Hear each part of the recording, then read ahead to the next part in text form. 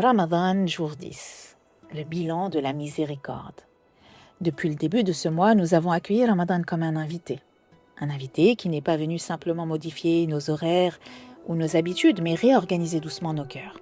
Nous avons parlé de la manière dont un invité transforme une maison. Puis nous avons parlé du couple, parce qu'un couple reste un couple, même lorsqu'il reçoit un invité. Et enfin, nous avons parlé de notre relation avec Allah, de cette équation intérieure où le cœur et l'âme apprennent à passer du moi vers le toi, Yahya. Et sans peut-être nous en rendre compte, nous arrivons déjà au 10e jour, les 10 jours de la miséricorde. Mais aujourd'hui, la question n'est pas qu'avons-nous réussi spirituellement. La vraie question est plutôt qu'est-ce que la miséricorde a déjà commencé à faire en nous durant ces 10 premiers jours. Car la miséricorde d'Allah agit rarement de manière spectaculaire.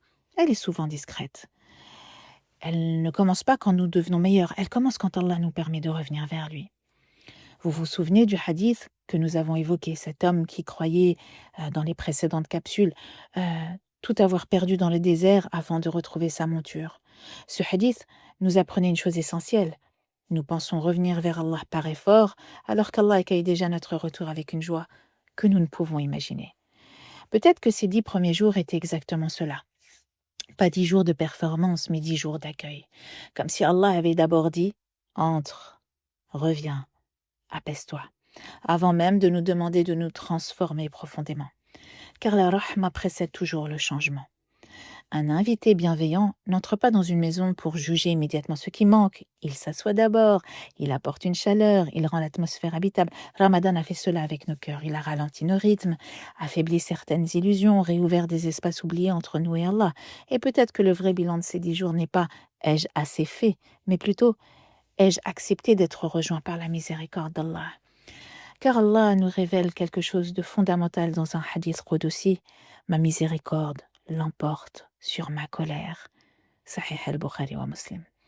Cette parole est écrite auprès d'Allah au-dessus du trône. Autrement dit, la relation qu'Allah choisit d'avoir avec ses serviteurs est d'abord une relation de miséricorde. Alors une question douce mais sincère se pose à nous aujourd'hui.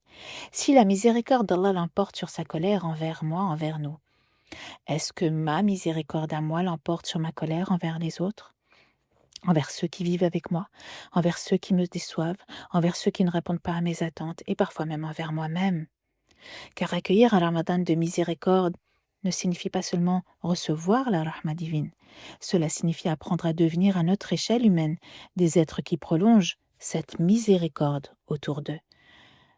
On avait bien dit du prophète sallallahu alayhi wa sallam qu'il était rahmatan lil alamin. Allahumma ja'alna min ha'ula. Il était une miséricorde pour les mondes. Peut-être que le signe le plus sincère que ces 10 jours ont porté leurs fruits n'est pas seulement que nous ayons plus adoré, mais que notre dureté ait légèrement diminué, que notre jugement soit devenu plus lent, que notre patience ait grandi, que le pardon soit devenu imaginable, comme si Ramadan venait inscrire doucement dans nos cœurs ce qui est déjà inscrit auprès d'Allah, la miséricorde avant la colère. Nous quittons maintenant ces jours de rahma pour entrer dans ceux du pardon, comme si Allah nous disait « Je t'ai d'abord enveloppé de douceur, maintenant viens te purifier sans peur ».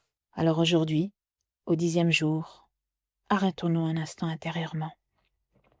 Remercions Allah non seulement pour ce que nous avons fait, mais pour ce qu'il a déjà adouci en nous, sans que nous le remarquions.